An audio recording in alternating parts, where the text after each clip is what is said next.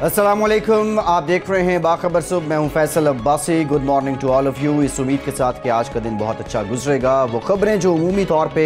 छुपाई जाती हैं, शेयर नहीं की जाती हैं, हम आपके साथ अपने प्रोग्राम में लेकर आएंगे। और बिलखुसूस रोज़नामा 92 न्यूज़ में भी जो खबरें छपी होती हैं वो भी हम आपके सामने रखते हैं। आज के प्रोग्राम में भी मुल्क के मुख्तलिफ शहरों से हमारे नुमाइंदगान हमारे साथ मौजूद हैं। कराची से वकील रहमान हमारे साथ हैं, पेशावर से ज़ीशान काका खेल, इस्लामाबाद स्टूडियोज़ में हमारे साथ मौजूद हैं कासिम नवाज़ अब्बासी, इकराम होती और senior correspondent 92 news Sohail Iqbal Bhatti. तमाम नुमाइंदगान का बहुत शुक्रिया। सबसे पहले वकील रहमान साहब, आपकी तरफ आऊँगा। इस्तेमाल शुदा मोबाइल जो हैं उनको SRO जारी नहीं किया गया। कितनी मालियत के मोबाइल फ़ोन पाकिस्तान में सालाना स्मगल होते हैं, लेकिन अब ये मोबाइल फ़ोन जो आ गए हैं, जिन ताजरों ने ख़रीद लिए हैं, जिनका ये सरोकार नहीं थी कि स्मगल्ड हैं या फिर प्रॉपर तरीके से आए हैं, उनके नुकसान का अजाला कैसे होगा? देखिए अब्बासी साहब, मैं थोड़ा सा इसका बैकग्राउंड बता दूं कि इस वक्त पाकिस्तान में जहां बहुत सारी चीज़ें स्मगल होकर आती है, कानूनी लीगल दरामदात के साथ स्मगल चीज़ों की आने का आमद का सिलसिला भी जो है उसका एक हुज्जम भी एक वक्त के साथ बढ़ रहा है। इसी तरह मोबाइल फ़ोन भी जो है वो काफ़ी अरसे से स्मगल होकर आते रहे हैं, बॉर्डर के ज़रिए से आते रहे हैं, फिर बाई एयर KPA लाते रहे हैं, फिर कस्टम के ज़रिए से उसकी मिस डिक्लेरेशन होती थी, उसको स्पेयर पार्ट की शक्ल में वो फ़ोन आते रहें। तो अब ये उसका जो है वो मार्केट में वो जो कानूनी मोबाइल की दरामदात है उसके मुकाबले में स्मगल मोबाइल का वो तनासब काफ़ी हद तक बढ़ गया है। नई हुकूमत जिसकी वजह से एक तो कारोबारी लिहाज से बड़े मसाइल सामने आ रहे थे कि जो कानूनी तौर पर मोबाइल दरामद करने वाले थे उनको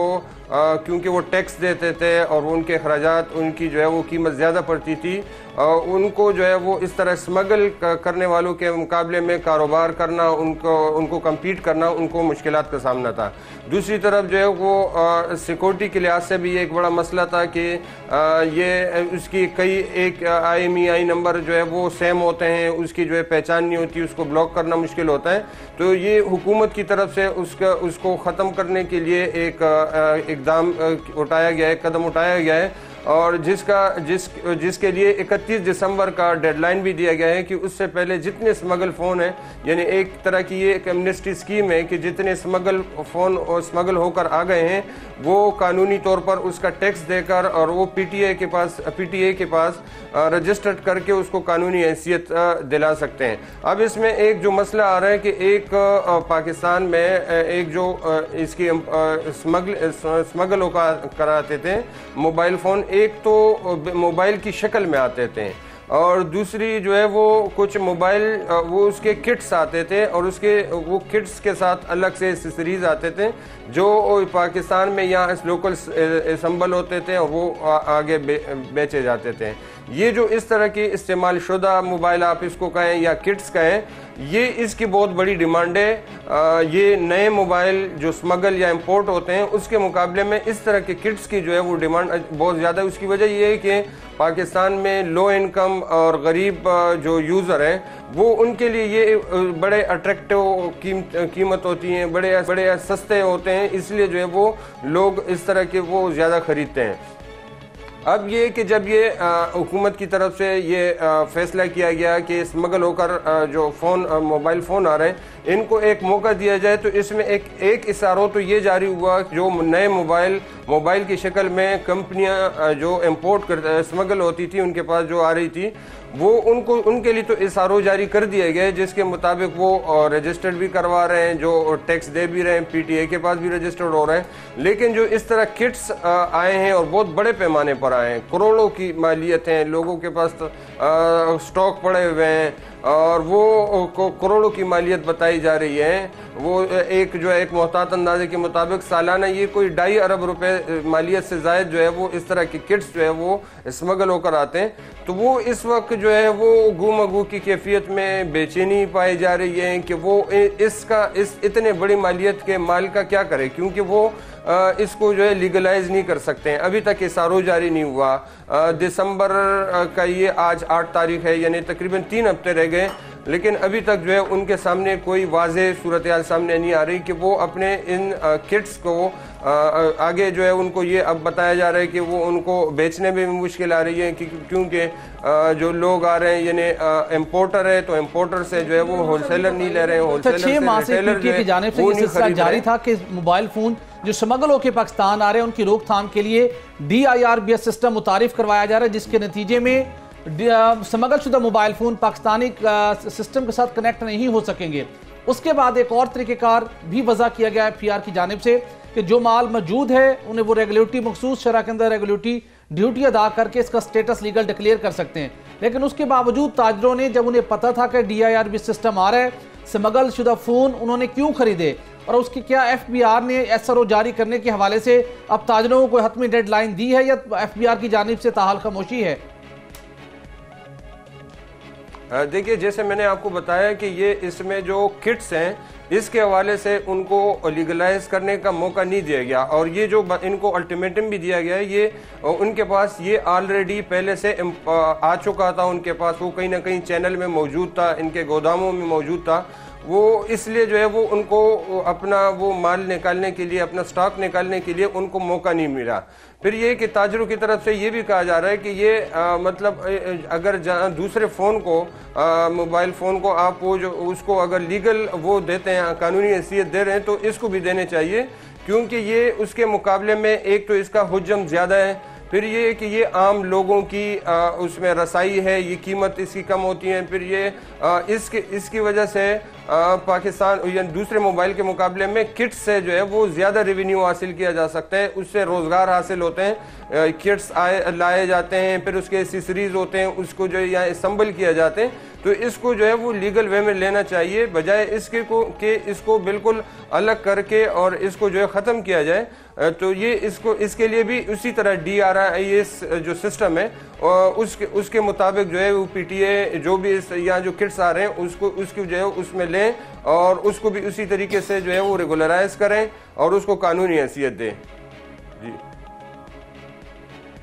अच्छा, एक कोई अंदाज़ा है वकील रहमान की कितनी मालियत के मोबाइल फ़ोन कराची के ताजरों की हम बात कर रहे हैं, मुल्क के दीगर शहरों में जो इंपोर्टर्स थे उनके पास ये मोबाइल फ़ोन्स मौजूद हैं, कोई इनकी मालियत का तयन किया गया अब तक? देखिए, हमारी जो बात हुई है मुख्तलिफ मार्केटों में इम्पोर्टर्स हैं या कराची के बड़े इम्पोर्टर्स हैं और बड़े गोदाम हैं, और जो क्योंकि ये काफ़ी अरसे से चल रहा था, वह कानूनी लीगल उसका जो है वो कम था, और वो इस तरह स्मगल होकर आने का जो है वो जो रफ्तार थी उसका जो सिलसिला था वो ज़्यादा था। तो बताया जा रहा है कि गोदामों में, दुकानों में और या मुख्तलिफ जो चैनलों में उनके पास जो पड़े हुए वो करोड़ों रुपए मालियत के उनके पास जो है वो जो उनके मेन किट्स हैं या एसेसरीज हैं या उनके जो दूसरी चीज़ें हैं वो करोड़ों की मालियत में हैं, जो गोदामों में पड़े हुए हैं, स्टॉक में पड़े हुए हैं, और वो इस वक्त जो है वो फंस गए हैं। ठीक, वकील रहमान आपने बहुत डिटेल में बताया है, लेकिन ये स्मगल शुदा मोबाइल फ़ोन तकरीबन $2.5 अरब इनकी मालियत बनती है। अब होगा क्या? और बिलखुसूस वो ताजिर जिन्होंने ये मोबाइल फ़ोन ख़रीद लिए हैं लाइल्मी में या किसी और वजह से, लेकिन उनका नुकसान का भी क्या कोई इजाला हो सकेगा? ये गुमगू की कैफियत में है।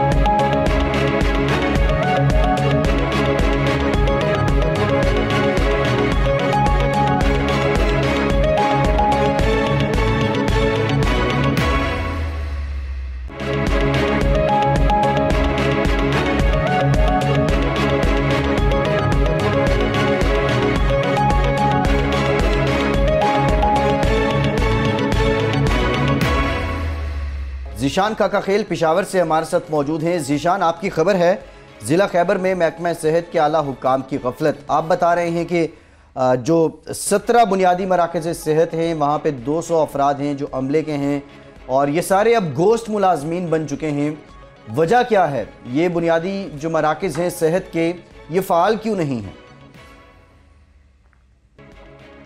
देखिए फैसल साहब, इस तरह है कि ज़िला खैबर के 3 तहसीलों लंडी, कोतल, खैबर और बाड़ा में जो है वाक़या 17 BHUs बुनियादी मराकज़ सेहत में जो है 200 से ज़ायद मुलाजिमीन ऐसे हैं जो जिस पर चेक एंड बैलेंस ना होने की वजह से जो है वो घर बैठे तनख्वाहें ले रहे हैं। एक तरफ इन BHUs में जो है बुनियादी सहूलियात का फुकदान है, इसकी बिल्डिंग जो है वो पुरानी हो गई है, गिरने के करीब है। इसके लिए जो करोड़ों मालियत की जो मशीनें ख़रीदी गई थी मुख्तलिफ अमराज की तशख़ीस और एक्सरेज और अल्ट्रासाउंड की मशीनें वो नाकारा हो रही है। तो दूसरी जानिब इस मुलाजिमीन ने जो है घर बैठे तनख्वाहें लेने शुरू कर दिए। इन मुलाजिमीन में बेशतर मुलाजिमीन इस तरह है कि वो बैरूनी मुल्क जो है अपना कारोबार कर रहे हैं और वहाँ पर मुलाजिमत इख्तियार किए हुए हैं, लेकिन यहाँ पर जो है हुकूमत से तनख्वाह ले रहे हैं। और इससे भी बड़ी तशवीशनाक बात यह है कि इन मुलाजिमीन में बेशतर ऐसे मुलाजिमीन हैं जिन्होंने अपनी जगह अर्जी मुलाजिमीन रखे हुए हैं 5-6 हज़ार रुपये पर, और उनको जो है वो इनकी जगह जो है ड्यूटियाँ दे रहे हैं। आपको ये भी बताता चलूँ कि 17 जो बुनियादी मराकज़ सेहत है इसके मालिकान ने कानूनी तौर पर अपने आप को ठीक दिखाने के लिए और अपने जो है कानूनी तौर पर अपने आप को क्लियर करने के लिए जो है रोज़ाना की बुनियाद पर मरीजों की एंट्रियां करते हैं और पर्चियों की मद में जो है हुकूमत को 5,000 से लेकर 12,000 रुपये तक जो है वो महाना देते हैं कि हमारे पास मरीज आते हैं और हम इसकी बाकायदा चेक एंड बैलेंस करते हैं। और मुलाजिमीन में जो है हमें ज़राए ने बताया कि मुलाजिमीन ऐसे कि 2 हफ्ते बाद 3 हफ्ते बाद जाकर पूरे महीने की जो है अटेंडेंस लगाकर जो है अपने आप को कानूनी तौर पर ठीक रखते हैं। इन तमाम मामलात पर जब हमारी बात हुई एजेंसी सर्जन से डॉक्टर शफीक अफरीदी साहब से, तो उन्होंने कहा कि मैं अभी तो 3 महीने हो गए, मैं खुद एक्टिव हो गया हूँ, मैं इनके चेक एंड बैलेंस कर रहा हूँ। और जो है अगर फिर जब हमारे खुसूसन इन मुलाजिमीन के बारे में उनसे बात हुई कि ऐसे मुलाजिमीन हैं जो बैरूनी मुल्क जो है मुलाजमत अख्तियार किए हुए हैं और या ख़जाने से जो है हज़ारों रुपये तनख्वाहें ले रहे हैं, तो उन्होंने कहा कि हम इस पर एक्शन लेंगे, हमारे इल्म में है भी और इन मुलाजिमीन की निशानदेही हम कोशिश कर रहे हैं कि हो जाए। अभी तक जो है हमने इस पर जो है कोई एक्शन नहीं लिया है क्योंकि हमें और मसाइल दरपेश है। हमारे पास जो मशीनें हैं वो ख़राब है, उसके लिए हमने दरख्वास्तें दी है, वो जैसे ही फ़ंड रिलीज़ होगा उनको ठीक किया जाएगा। इसके अलावा जब हमारे जो है इन्हें 43 से जो मुंतखब होने वाले मेंबर कौमी असम्बली है इकबाल अफरीदी साहब, उनसे बात हुई तो उनका भी यही कहना है कि अगले हफ्ते वज़ीर आला खैबर पख्तूनख्वा महमूद खान है ज़िला खैबर का दौरा करेंगे और उनको तफसीली जो है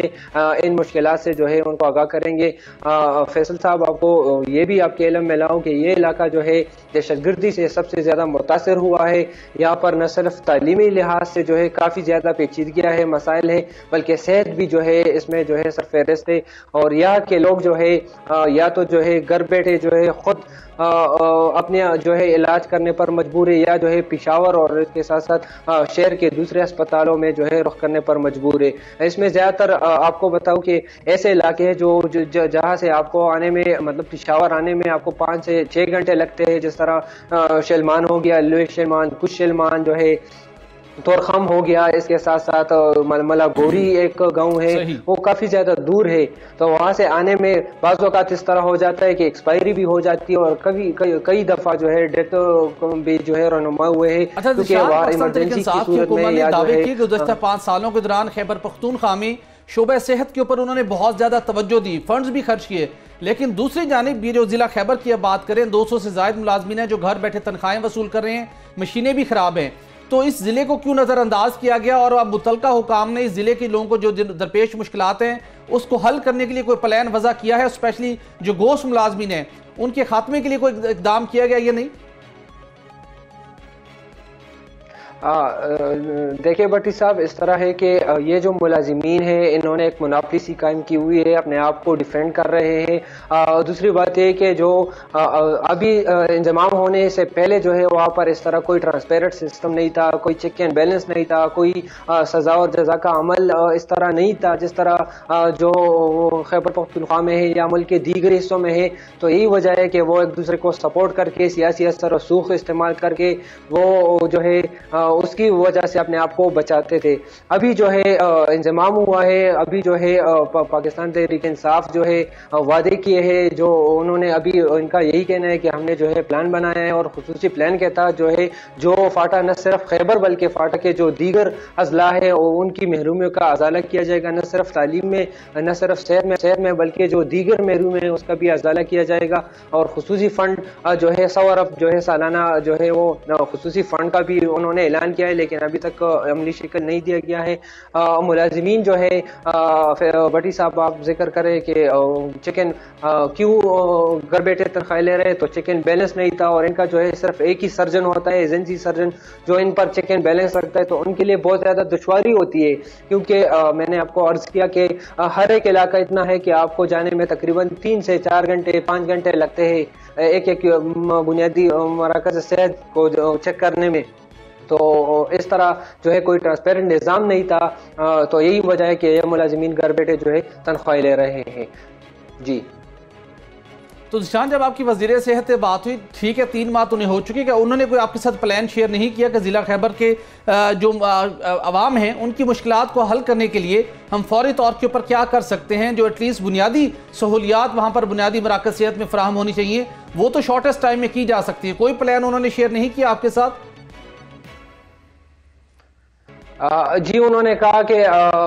कोई प्लान तो शेयर नहीं किया, लेकिन उन्होंने कहा कि हम जो है इमरजेंसी बुनियादों पर जो है अद्वियात की फराहमी जो है हम कर रहे हैं, और हमारी कोशिश है कि जो बेचूज़ है वो गैर फाल है उनको फ़ाल करने की भी कोशिश कर रहे हैं। और हमने जो है खैबर पख्तूनख्वा हुकूमत को जो है मरासले अरसाल किए कि यहाँ पर जो है जो कमियाँ हैं उसको पूरा किया जाए, क्योंकि ये लोग जो है काफ़ी ज़्यादा महरूम रह गए हैं। यहाँ पर जो न सिर्फ हुकूमत की महरूमी है बल्कि जो फलाई तंजीम है उनकी जानिब से बनाई गई जो मराकज़ सेहत थे उनको भी जो है लोगों ने घरों में ठीक तब्दील कर दिया गया है, क्योंकि बहुत डिटेल में सारा मामला बताया कि अंदर एक मसला और भी है जो बुनियादी मराकज़ सेहत और बिलखुसूस जो दूर दराज इलाकों में हैं वहाँ इंसेंटिव्स और बोनसेस देने के बावजूद महकमा सेहत के डॉक्टर्स वहाँ जाते नहीं हैं। कोई जाए भी तो वो थोड़े टाइम के बाद वापस आ जाते हैं। इस निज़ाम के अंदर ये जो सिकम है इसको भी देखना होगा। जो हुकूमत खैबर पख्तूनख्वा है, जो KP का महकमा सेहत है, उसको एक ब्रेक लेते हैं। ब्रेक के बाद दीगर खबरें और मामलात पे बात करते हैं।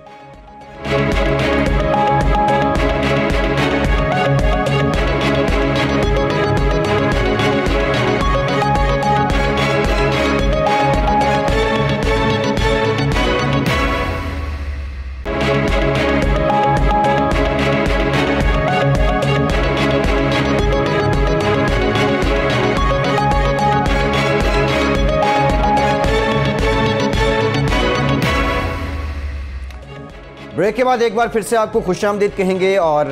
कुछ दिन पहले हमने अपने प्रोग्राम में ये खबर की थी कि जो LNG के कार्गो हैं, जो एक एस्टिमेट है उसके मुताबिक जितने कार्गो माहाना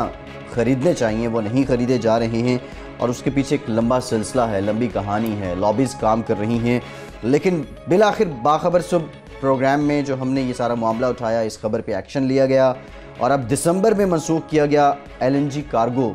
दोबारा ख़रीद लिया गया है। भट्टी साहब,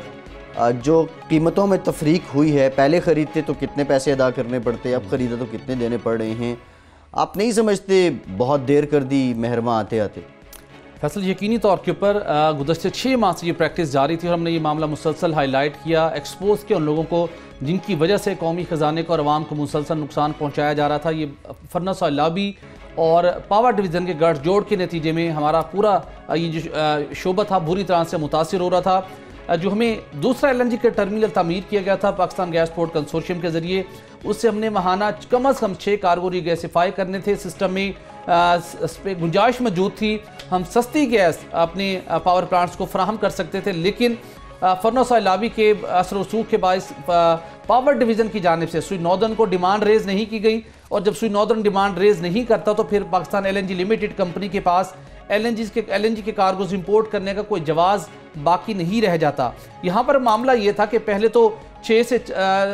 3 कार्गोज किए गए, फिर 3 से 2 किए गए, लेकिन जब हैरान कुन तौर के ऊपर दिसंबर के महीने में जब गैस के बदतरीन बहरान का हमें सामना करना पड़ रहा है, घरेलू सार्फिन के चूल्हे अभी से बुझ चुके हैं, सनती सेक्टर को फराहम करने के लिए गैस मौजूद नहीं है, और इक्तिसादी राब्ता कमेटी और वफाकी काबीना ये फैसला कर चुकी है कि हमने अपने एक्सपोर्ट इंडस्ट्री को रन करना है, हमें गैस चाहिए, उनको हम दरामदी गैस सब्सिडाइज रेट पर देंगे। जब ये सारे फैसले हो चुके हैं तो उसके लिए ज़रूरी है कि हमारे पास वो दरामदी गैस जो हमने अपने घरेलू सार्फिन को भी दिसंबर से फरवरी के दरमियान फराहम करनी है, सनती यूनिट्स को भी और कैप्टिव पावर प्लांट्स को भी, तो वो सस्ती तरीन हमारे पास गैस होनी चाहिए और दस्तयाब होनी चाहिए। लेकिन पावर डिवीज़न की जानिब से एक मरतबा फिर दिसंबर के महीने के लिए गैस की तलब रेज नहीं की गई। सुई नादरन ने हाथ खड़े किए, जिसके नतीजे में PLL ने पहले से तयशुदा LNG का कार्गो जो कि आलमी कंपनी गन्वर से खरीदा जाना था और वो पाकिस्तान के अंदर अब तक इंपोर्ट होने वाली LNG का सस्ता तरीन कार्गो था, इनके 11.64% ऑफ ब्रेंट प्राइस के तनासुब से ये आना था, लेकिन उस कार्गो को मंसूख करवा दिया गया। ऑब्जेक्टिव क्या था कि जो हमने रिसेंटली $150 मिलियन का फर्नेस ऑयल इंपोर्ट किया है उसको मार्केट में फरोख्त किया जाए और पाकिस्तान की रिफाइनरीज जिन्होंने अपने आप को अपग्रेड नहीं किया, वो ज़्यादातर फर्नेस ऑयल पर रिलाय करती हैं, उनका फर्नेस ऑयल फरोख्त किया जाए। और इसके बहुत से मसाइल थे, लेकिन अल्टीमेटली जब हमने ये मामला आखिरी इशू टेकअप किया कि दिसंबर में खरीदा जाना वाला सस्ता तरीन LNG का कार्गो एक डेलिब्रेटली मनसूख करवाया गया है पावर डिवीज़न और फर्नेस ऑयल लॉबी के गठजोड़ के बाइस, तो अल्टीमेटली पेट्रोलियम डिवीज़न ने इस मामले का नोटिस लिया और हदायत की गई वाज़े तौर के ऊपर PLL कंपनी को कि अब आप दोबारा कोशिश करें, जो कार्गो मनसूख किया गया है इस कार्गो को यकीनी बनाए सिस्टम में ऐड करवाने के लिए। PLL की मैनेजमेंट ने कोशिश की, गन्वर कंपनी को कन्विंस किया गया और पहले ही इस PLL की काविशों के नतीजे में दिसंबर के महीने में पाकिस्तान को $20 मिलियन जुर्माने का सामना करना पड़ सकता था। पहले वो जुर्माने से अपने आप को बचाया गया, अब दोबारा जाके उस कंपनी के रिक्वेस्ट की गई, उन्हें कन्विंस किया गया कि आप हमें उसी दाम के ऊपर वही कार्गो दोबारा फराहम करें। ये एक अच्छी बात है कि उस कंपनी ने कमिटमेंट कर दी है और दूसरा कार्गो आइंदा चंद रोज तक पाकिस्तान पहुंच जाएगा। उसके साथ अब सबसे बड़ा मामला वो आ गया जब हमने दूसरा मामला ये टेकअप किया था कि दिसंबर, जनवरी, फरवरी में जब हमारी डिमांड बढ़ेगी, अचानक हम टेंडर करेंगे तो हमें महंगे तरीन दाम के ऊपर LNG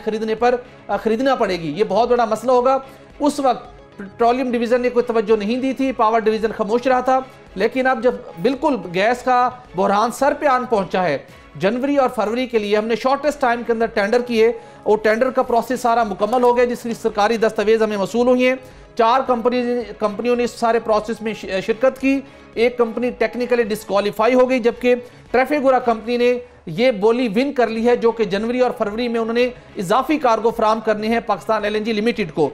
अब फैसला मसला क्या है? वही मसला जो हमने 3 माह पहले बयान किया था। अब जो हम जनवरी और फरवरी में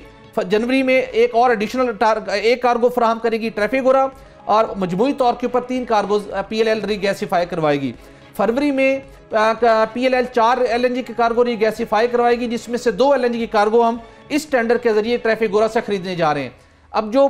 हमारे लॉन्ग टर्म एग्रीमेंट चल रहे हैं और अगर हमने 4 या 5 माह पहले टेंडर करके बेहतर शराइत के ऊपर अगर हम कोशिश करते हैं तो हमें 12% ऑफ ब्रेंट क्रूड ऑयल की पैरिटी के ऊपर हमें सस्ती तरीन LNG मिल जानी थी। अब क्या हुआ है, जब से पाकिस्तान के अंदर LNG की दरामद शुरू हुई है, पहली मरतबा हम जो जनवरी के महीने के लिए जो हम अब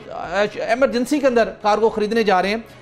वो 14.40 ऑफ ब्रेंट क्रूड ऑयल के ऊपर हम खरीदेंगे। हाईएस्ट प्राइस होगी जनवरी के लिए। उसके बाद फरवरी में इससे भी महंगे दाम के ऊपर हमें LNG का कार्गो खरीदना पड़ेगा, यानी 15.830 ऑफ ब्रेंट क्रूड ऑयल की पैरिटी के ऊपर। ये महंगी तरीन तनासुब होगा LNG की खरीदारी का। तकरीबन डायरेक्टली हमें 5 से 6 अरब रुपए का इजाफी बोझ बर्दाश्त करना पड़ेगा। इस हम इजाफी बोझ से बच सकते थे जब PLL की जानिब से वजारत तवानाई को, पेट्रोलियम डिवीज़न को, पावर डिवीज़न को खतूत अरसाल किए गए थे। अगर हमने मौसम सरमा के लिए हमने LNG इंपोर्ट करनी है, मौसम सरमा में दुनिया भर के अंदर LNG की डिमांड बहुत हायर साइड पे होती है, हमें पहले टेंडर जारी करके कॉन्ट्रैक्ट को सिक्योर कर लेना चाहिए, लेकिन उस वक्त किसी ने तवज्जो नहीं दी। अब महंगे दाम के ऊपर हम इजाफी कार्गोज खरीदेंगे, खमियाजा कौन भुगतेगा? आम आवाम और कौमी खजाना, जब हमें महंगी LNG खरीद कर मुख्तलिफ सेक्टर्स को सब्सिडाइज रेट पर फराहम करनी पड़ेगी। ठीक, बट इसे बहुत डिटेल में आपने बता दिया है, लेकिन जितनी उजलत में हम खरीदारी करेंगे उतने ज़्यादा पैसे भी देने पड़ेंगे।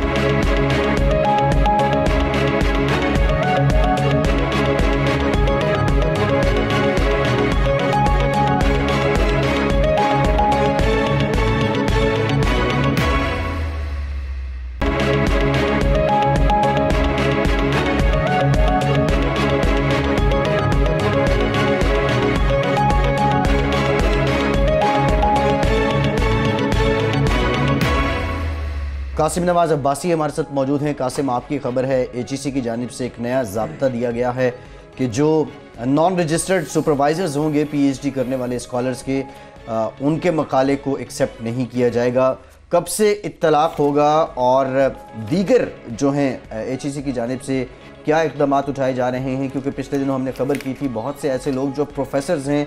जॉब्स कर रहे हैं सरकारी महकमों में, उनके मकाले जाली निकले हैं। जी बिल्कुल फैसल साहब, HEC की जानिब से एक बहुत अच्छा इनिशिएटिव लिया गया है कि जो भी जितने भी पाकिस्तान की आला जामियात हैं जो PhDs ऑफ़र कर रही हैं, PhD प्रोग्राम करवा रही हैं, उनके जो सुपरवाइज़र्स होते हैं उनको रजिस्टर कराया जाएगा। ये एक नई पॉलिसी जो कि HEC ने अभी रिसेंटली इसको लॉन्च किया और तमाम जो मुल्क की यूनिवर्सिटी हैं उनको एक बाकायदा मरासला भी जारी कर दिया है कि आप जो भी सुपरवाइज़र्स हैं उनको पहले रजिस्टर करवाएं और वो रजिस्टर होंगे तो फिर उसके बाद जो भी हमारे पास डिग्रीज़ वेरिफिकेशन के लिए आती हैं PhDs की, हम उनको वेरीफाई कर सकेंगे। क्योंकि इससे कबल जो है HEC को काफ़ी जो दुश्वारी का सामना करना पड़ता था कि जो डिग्रीज़ आती थी PhDs की उनमें, क्योंकि आपको पता है कि PhD जो डिग्री है उसमें ज़्यादातर जो काम होता है वो थीसिस का होता है, तो वो थीसिस एक रिसर्च वर्क है। उसके लिए फिर जो निजी यूनिवर्सिटी का ये कुछ जो निजी यूनिवर्सिटियाँ हैं उन पे ये मसाइल सामने आते थे कि कोई भी सुपरवाइज़र उनको उठाकर थीसिस का वो सुपरवाइज़ करता था और उनको तस्लीम करके उनको फिर PhD की जो डिग्री थी उनको जारी की जाती थी और फिर वो तस्दीक के लिए HEC में आती थी। फिर इस चीज़ को जो है HEC ने रोकथाम के लिए अब बाकायदा एक नई पॉलिसी तरतीब दी है जिसका इतलाक़ जो है 1 जून 2019 से होगा। लेकिन HEC ने साथ ये भी कहा है कि इससे 1 जून 2019 से कबल जो भी सुपरवाइज़र्स हैं जो सुपरवाइज़ कर रहे हैं PhDs को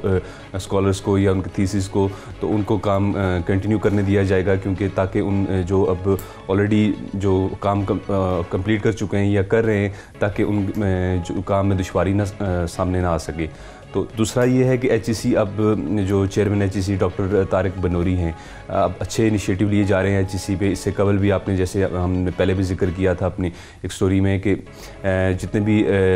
फेक जो जाली यूनिवर्सिटीज़ हैं उनके खिलाफ भी क्रैकडाउन का आगाज़ किया था। फिर जाली जो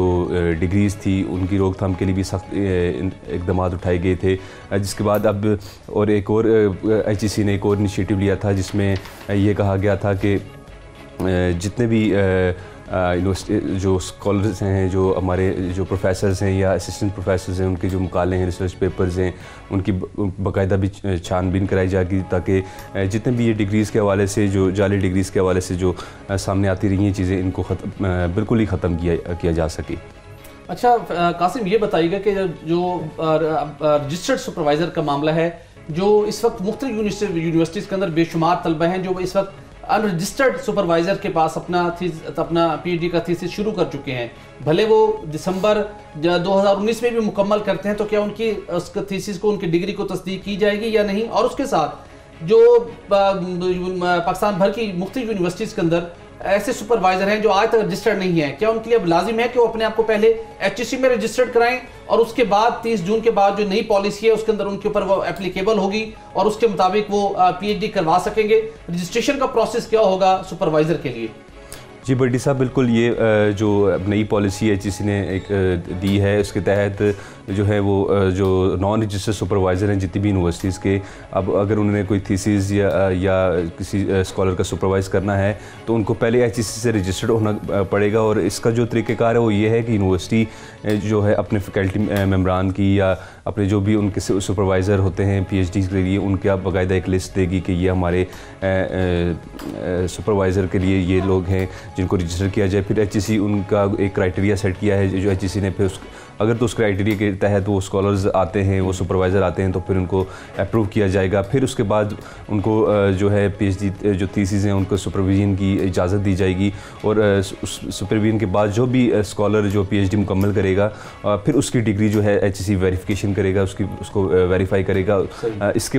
बाद कोई इससे हट कर कोई भी ऐसी डिग्री जो सुपरवाइज़र है वो रजिस्टर्ड नहीं है, अगर HEC के पास डिग्री आती भी है तो HEC उसको अप्रूव प्रूव नहीं करेगा उसकी तस्दीक रोक देगा। बिल्कुल सही। दूसरा ये है कि HEC ने एक और जो है वो एक अच्छा इनिशिएटिव ये भी लिया है कि जितने भी यूनिवर्सिटीज़ हैं पाकिस्तान में, उनमें जो PhD स्कॉलर्स हैं या MPhil के स्कॉलर्स हैं, MPhil के स्टूडेंट्स हैं, बैचलर के स्टूडेंट हैं, उनको एक ये किया है कि उनकी आसानी एक पैदा कर दी है कि उनकी जो भी डिग्रियां थी, पहले ये था कि आपने अगर अपनी बैचलर की डिग्री या MPhil की डिग्री वेरिफिकेशन के लिए HEC में लेके जानी है तो उसके लिए आपको मैट्रिक, FA या जो भी आपने प्रोग्राम किया है, FA, FSC या OA लेवल्स, उसकी डिग्रीज़ लेके जाना पड़ती थी। अब HEC ने ये जो मुल्क भर के स्टूडेंट्स हैं उनके लिए एक आसानी पैदा की है कि अब सिर्फ आपकी जो बैचलर अगर डिग्री वेरीफाई करवानी है तो सिर्फ बैचलर की डिग्री लेके जानी पड़ेगी, या उससे ऊपर की करवानी है तो फिर Qasim, chairman HEC doctor Tariq Banuri काफ़ी बेहतर इकदाम कर रहे हैं हायर एजुकेशन के मेयारात को बेहतर बनाने के हवाले से, लेकिन जो मुख्तलिफ PhD डिग्रीज की तस्दीक के हवाले से का मामला था, मुख्तलिफ प्रोफेसर हज़रात थे, डॉक्टर्स हज़रात थे, और कुछ यूनिवर्सिटीज़ के हवाले से भी आपने गुज़श्ता प्रोग्राम में बात की थी कि उनकी डिग्रियों की तस्दीक का अमल रुका हुआ था। उस प्रोसेस को एग्जीक्यूट करने के लिए भी कोई पॉलिसी वज़ा की गई है कि जो कई सालों से ये तस्दीक का अमल पेंडिंग था, स्पेशली प्लेजरिज्म के हवाले से, उसे इंश्योर करने के लिए भी कोई इक़दाम उठाया जा रहा है आने वाले दिनों में? जी बड्डी साहब, बिल्कुल। जो स्कॉलर्स थे या जिनके जो मुकाले थे वो पहले दिनों में कुछ रिसेंटली कुछ जाली भी निकले, इससे कबल भी ऐसे केसेस सामने आते रहे। अब जो है chairman HEC doctor Tariq Banuri ने इस हवाले से भी बड़ी अहम जो इक़दामात उठाए हैं, और मुल्क भर के जितने भी प्रोफेसर्स हैं या सीनियर प्रोफेसर्स हैं, असिस्टेंट प्रोफेसर्स हैं, उनके मुकाल में जो है वो उनकी छानबीन के लिए बाकायदा एक कमेटी तश्कील दी हुई है जो इस सारे मामले को देख रही है, और जो भी इसमें आएगा, अगर किसी में के रिसर्च पेपर में कोई भी शुगन या कोई भी फ्लॉ होता है तो उसका वो रोक दिया जाता है, उसको फिर यूनिवर्सिटी को मतला किया जाता है, फिर यूनिवर्सिटी उसके खिलाफ एक्शन लेती है। ठीक, कासिम आपने बताया और बहुत डिटेल में बताया, और बड़े अच्छे इक़दाम जो हैं बज़ाहिर नज़र आ रहे हैं HEC की जानिब से। एक और मामला है भट्टी साहब, आपकी खबर है कि माफ़ कीजिएगा, एक ही गाँव की 800 ख़वातीन के नाम पर धोखे से मुख्तलिफ़ कंपनियों के सिम्स इशू कराने का इंकशाफ हुआ है। बड़ी इंटरेस्टिंग स्टोरी है भट्टी साहब। कुछ तो ख़वातीन ऐसी हैं जिनके पास मोबाइल फ़ोन ही नहीं, और कुछ तो ऐसी हैं कि एक शनाख्ती कार्ड पे 9 सिम्स भी रजिस्टर्ड हो गई। ये कौन से फ़नकार हैं, कौन सा गैंग है, कर क्या रहे हैं ये? फैसल देखिए, मुख्तलिफ फ्रॉड के लिए इस किस्म के ये टैक्टिक्स आजमाए जाने से पहले हमने स्टोरी की थी कि साउथ पंजाब के इलाके में FA ने एक बहुत बड़ा क्रैकडाउन किया था इंटेलिजेंस एजेंसीज की रिपोर्ट की बुनियाद के ऊपर कि मुख्तलिफ अफराद ने ग्रे ट्रैफिकिंग के लिए, यानी कि बैरून मुल्क से पाकिस्तान आने वाली ट्रैफिक को इलीगली पाकिस्तान में डाइवर्ट करने के लिए बायोमेट्रिक वेरीफाइड सिम का इस्तेमाल किया था। और वो भी इसी किस्म के हमने उस मामले को पॉइंट आउट किया था कि सादा लोग शहरियों से उनके बायोमेट्रिक वेरिफिकेशन के बाद उनके नाम के ऊपर सिम्स इशू करवा कर फिर फ्रॉड किया जाता है। FIA ने क्रैक डाउन किया था, उनकी तहकीकात का सिलसिला अभी जारी था। कब एक और बहुत बड़ा स्कैंडल सामने आया है। ये बुनियादी तौर के ऊपर बेनज़ीर इनकम सपोर्ट प्रोग्राम के नाम के ऊपर साहिवाल के एक नवाही इलाके, जिस गाँव का नाम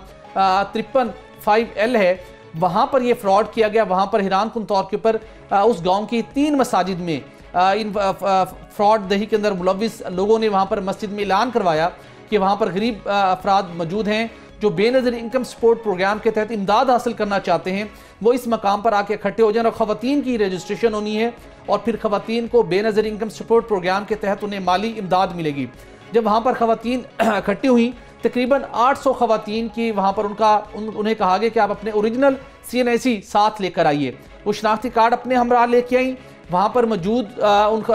लोगों ने, उनके पास बायोमेट्रिक